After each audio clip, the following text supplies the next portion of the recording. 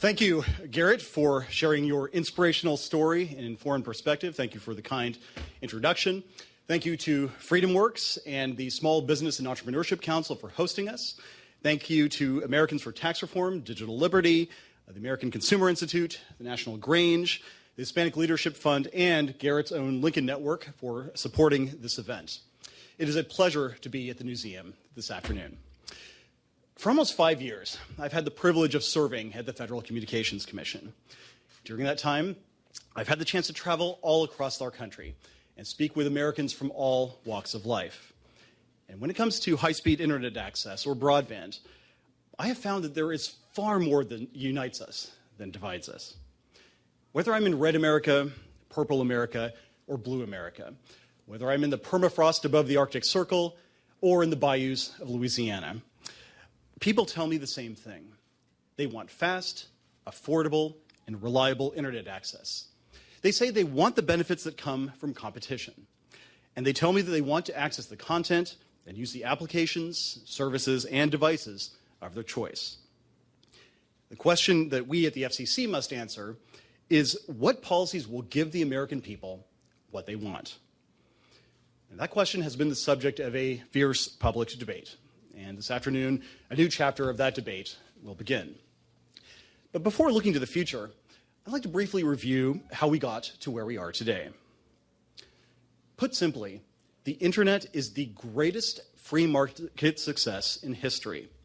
And this is due, in large part, to a landmark decision made by President Bill Clinton and a Republican Congress in the Telecommunications Act of 1996. In that legislation, they decided on a bipartisan basis that it was the policy of the United States to preserve the vibrant and competitive free market that currently exists for the internet, unfettered by federal and state regulation. For almost 2 decades, the FCC respected that policy. It adopted a light touch regulatory framework, one explicitly approved by the Supreme Court, and one which enabled the internet to grow and to evolve beyond almost anyone's expectations. Under this framework, a free and open internet flourished. Under this framework, America's internet economy produced some of the most successful online companies in history: Google, Facebook, and Netflix, just to name a few. Under this framework, the private sector invested about $1.5 trillion to build the networks that gave Americans high-speed access to the internet. And under this framework, American consumers benefited from unparalleled innovation. But 2 years ago, the federal government's approach suddenly changed. The FCC, on a party line vote, decided to impose a set of heavy-handed regulations upon the internet. It decided to slap an old regulatory framework called Title II, originally designed in the 1930s for the Ma Bell telephone monopoly, upon thousands of internet service providers, big and small. It decided to put the federal government at the center of the internet. Why? Unfortunately, the answer has nothing to do with the law or the facts. Nothing about the internet was broken in 2015. Nothing about the law had changed. And there was not a rash of internet service providers blocking consumers from accessing the content, applications, or services of their choice. No, it was all about politics. Days after a disappointing 2014 midterm election, and in order to energize a dispirited base, the White House released an extraordinary and unprecedented YouTube video instructing the FCC to implement Title II regulations. This was a transparent attempt to compromise the independence of the agency. And it worked. Notwithstanding the revisionist history offered by some, the FCC was not moving towards Title II regulation before the White House announcement. I know it was dragged kicking and screaming down that path. And what was the problem that Title II was supposed to address? Well, we were warned that without it, the internet would suddenly devolve into a digital dystopia of fast lanes and slow lanes. But strangely, the case for Title II was a fact-free zone. As internet entrepreneur Mark Cuban said near the end of 2014, if it ain't broke, don't fix it. The DC Circuit's 2014 decision has created an opportunity for the FCC to introduce more rulemaking. They shouldn't. Things have worked well. And as he put it, there is no better platform in the world to start a new business than the internet in the United States. Now, did these fast lanes and slow lanes even exist? No. The truth of the matter is that we decided to abandon successful policies solely because of hypothetical harms and hysterical prophecies of doom. It's almost as if the special interests pushing Title II weren't trying to solve a real problem, but were instead looking for an excuse to achieve their long-standing goal of forcing the internet under the control of the government. More on that later. Now, 2 years ago, I warned that we were making a serious mistake. Most importantly, I said that Title II regulation would reduce investment in broadband infrastructure. The economics are simple here. The more heavily you regulate something, the less of it you're going to get. And when you talk about less infrastructure investment, many people's eyes glaze over. But I think it's important to explain in plain terms what the consequences are. Reduced investment means fewer Americans will have high-speed internet access. It means fewer Americans will have jobs. And it means less competition for American consumers. So, what happened after the FCC imposed Title II? Sure enough, infrastructure investment declined. Among our nation's 12 largest internet service providers, domestic broadband capital expenditures decreased by 5.6%, or $3.6 billion between 2014 and 2016, the first 2 years of the Title II era. And this decline is extremely unusual. It is the first time that such investment has declined outside a recession in the internet era. And importantly, the impact has not been limited to big ISPs. Smaller competitive providers have also been hit. For example, one small Arkansas ISP called Aristotle told Congress last year, before the Title II order was adopted, it was our intention to triple our customer base and cover a 3-county area. However, we have pulled back on those plans, scaling back our deployment to 3 smaller communities that abut our existing network. Aristotle wasn't alone. Take Quisp Internet, which serves 475 customers in rural northern Illinois. Quisp delayed its plans to upgrade its network and to increase consumer speeds from 3 megabits per second to 20 megabits per second. Whisper ISP 2, a provider that serves 8,000 customers in and around St. Louis, Missouri, also cut back on investment, resulting in slower speeds. And just this week, 22 small ISPs, each of which has about 1,000 broadband customers or fewer, told the FCC that the Title II order had, and I quote, affected their ability to obtain financing. They said it had slowed, if not halted, the development of innovative new offerings which would benefit our customers. And they said that Title II hung like a black cloud over their businesses. America's smallest providers simply do not have the means or the margins to withstand the Title II regulatory onslaught. And remember, these are the small companies who are critical to meeting consumers' hope for a more competitive broadband marketplace, for fighting against the big guys in the market and closing the digital divide. Now, none of this that I've described should come as a surprise. After all, we were warned back in 1998 that if the agency, and I quote, suddenly subjected some or all information service providers to telephone regulation, it would seriously chill the growth and development of advanced services. And which radical Republicans issued that warning? Senators John Kerry and Ron Wyden, among others. And that's why we heard in 1999 that it is not good for America to, quote, just pick up this whole morass of telephone regulation and dump it wholesale on the internet pipe. Which right-wing zealot said that? President Clinton's FCC chairman, Bill Kennard. And in more recent years, we were told that the Title II order itself was an economics-free zone and that the agency's economic analysis was wrong, unsupported, or irrelevant. And which anti-government extremist said that? The FCC's own chief economist at the time the Title II order was adopted. Now, according to one estimate by the nonprofit Free State Foundation, Title II has already cost our country $5.1 billion in broadband capital investment. And given the multiplier effect from such spending, that means Title II has already cost us approximately 75,000 to 100,000 jobs.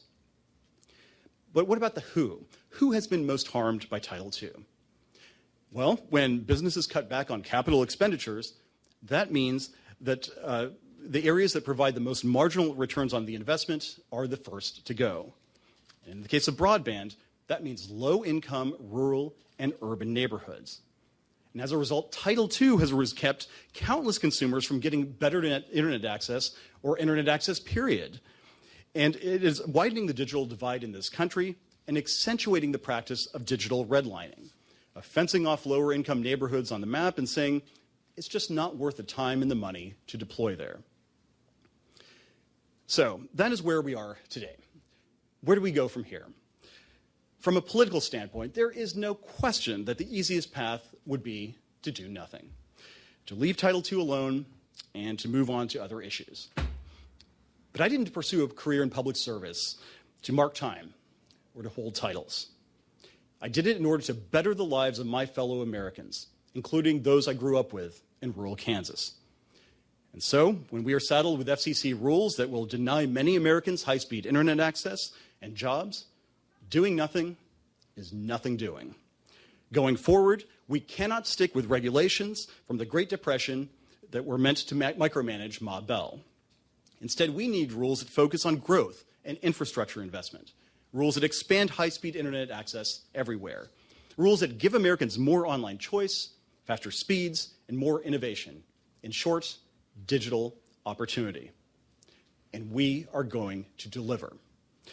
Earlier today, I shared with my fellow commissioners a proposal to reverse the mistake of Title II and to return to the light touch regulatory framework that served our nation so well during the Clinton administration, the Bush administration, and the first 6 years of the Obama administration. The document that we will be voting on at the FCC's public meeting on May 18th is called a Notice of Proposed Rulemaking. If it is adopted, the FCC will seek public input on this proposal. In other words, this will be the beginning of the discussion, not the end. Now, some have called upon the FCC to reverse Title II immediately through what is known as a declaratory ruling. But I don't believe that's the right path forward. This decision should be made through an open and transparent process in which every American can share his or her own views. So, what are the basic elements of this Notice of Proposed Rulemaking? First, we are proposing to return the classification of broadband service from a Title II telecommunications service to a Title I information service. That is light touch regulation drawn directly from the Clinton administration. As I mentioned earlier, this Title I classification was expressly upheld by the Supreme Court in 2005, and it is more consistent with the facts and with the law. Second, we are proposing to eliminate the so-called Internet Conduct Standard. This 2015 rule gives the FCC a roving mandate to micromanage the business practices of internet companies.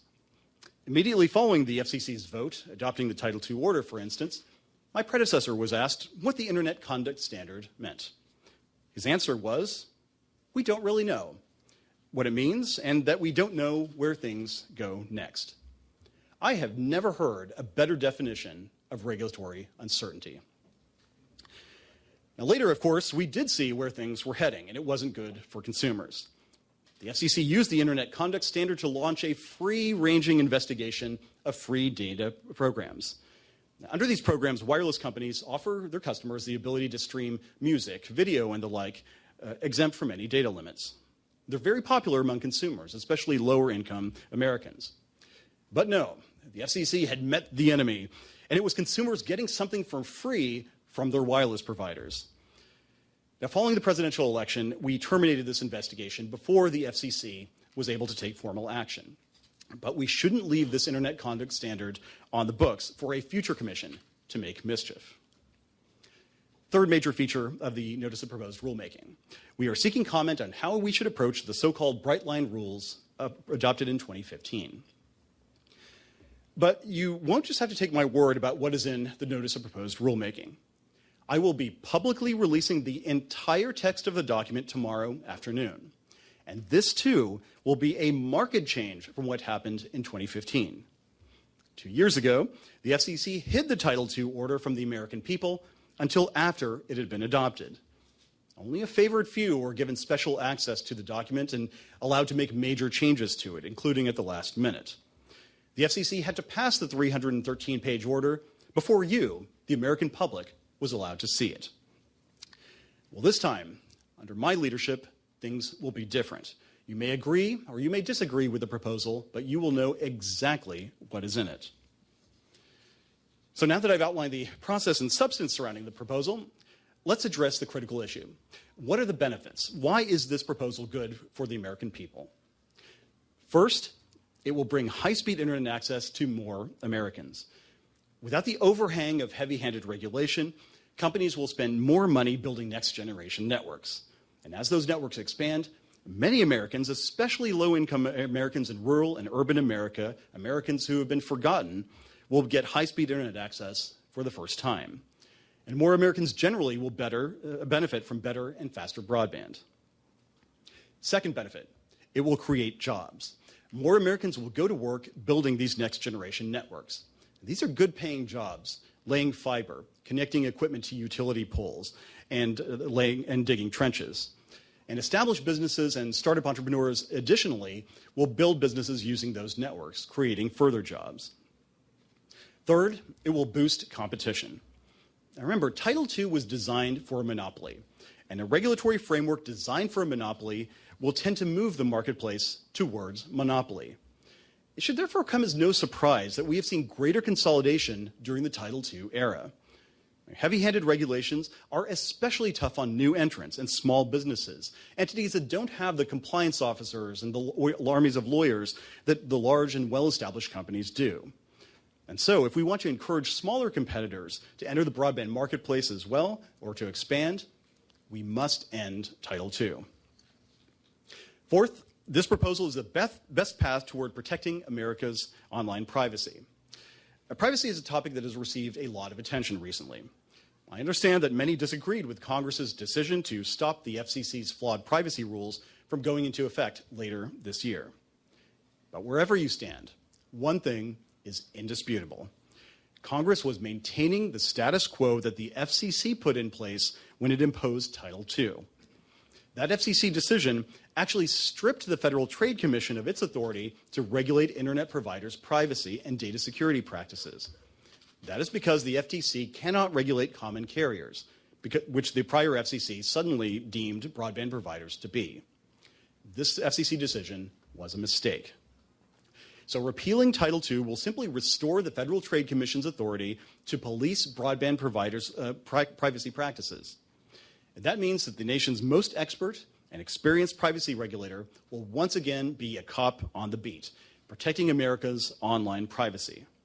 In short, we will simply return to the tried and true approach that protected our digital privacy effectively before 2015. Now, in any debate, there are at least two sides. And so I'd like to briefly address a few of the main arguments that you are going to hear from Title II supporters. Throughout the discussion that is to come, you will hear from the other side that Title II is the only way to preserve a free and open internet. Let me be clear. This is a lie. They will repeat it over and over again, but it's just not true. And you don't have to be a regulator or a lawyer to figure that out. You just need to have a memory. For decades before 2015, we had a free and open internet. Indeed, the free and open internet developed and flourished under light touch regulation. We weren't living in some digital dystopia before the partisan imposition of a massive plan hatched in Washington saved all of us from ourselves. The next argument you're going to hear is that Title II is necessary to protect free speech. That's right. Some will argue that government control is the key to your ability to express yourself on the internet. And most Americans should recognize this absurdity for what it is. For government regulation is not a friend of free speech, but an enemy. After all, the First Amendment doesn't give the government the power to regulate. It denies the government that power. And anyone who thinks otherwise should remember the wise words of former President Gerald Ford. A government big enough to give you everything you want is a government big enough to take from you everything you have. And it's no different when it comes to the internet. Consider, for example, the leading special interest in favor of Title II, a spectacularly misnamed Beltway special interest called Free Press. Its co-founder and current board member makes no effort to hide the group's true agenda. While he says that we're not at the point yet where we can completely eliminate the telephone and cable companies, he admits that, and I quote, "The ultimate goal is to get rid of the media capitalists and the phone and cable companies and to divest them from control." And who would assume control of the internet? Well, the government, of course. The overall goal, as he put it, was to remove brick by brick the capitalist system itself, rebuilding the entire society on socialist principles. And what would the government do once it is in control? Well, it certainly wouldn't protect free speech as we in the United States know it.